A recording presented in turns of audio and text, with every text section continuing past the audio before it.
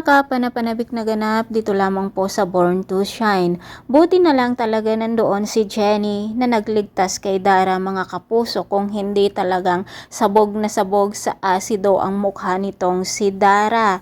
Ngunit na injured ang paa ni Jenny dahil yun nga ang nasabuyan ng asido. Buti na lang nandoon din si Nate na laging umaalalay dito kay Dara at kay Jenny at nag-alala nga po siya mga kapuso.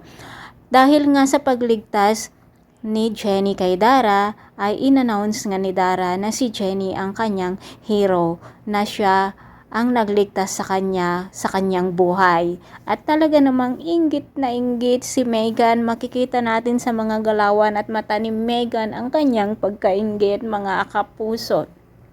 Samantala, nang bumalik na nga sa tinitirhan ang mga Yumi dahil natapos na ang kanilang pag-perform, ay binuhat na nga ito ni Nate dahil nga po sa nahihirapan na siyang maglakad dahil sa injured ng kanyang paa. At ito na naman, talaga namang kilig to the bones ang kasamahan ni Jenny sa Yumi. At si Megan naman ay talagang nagseselos. Selos na selos siya mga kapuso.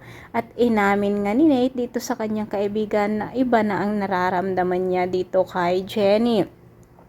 Samantala mga kapuso, pumunta nga ang Rosabella dito sa burol ni Conchita. At dito nga nagkita na naman sina Dara at Minchi.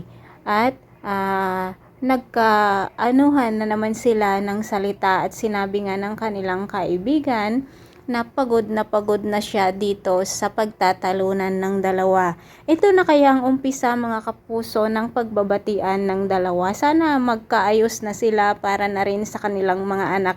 Lalo pat ang loob ni Dara dito kay Jenny ay lalong lumalapit na dahil nga sa may mabuting puso itong si Jenny. Samantala mga kapuso, dahil nga sa talagang naa-amaze si Nate dito kay Jenny at sinabi niya na iba talaga ang kabutihan nito, ay muntik na niya itong mahalikan. O, diba mga kapuso, abangan po natin ang kilig moments ni na Jenny at Nate sa susunod pang kabanata. Maraming salamat sa walang sawang pagsubaybay. God bless.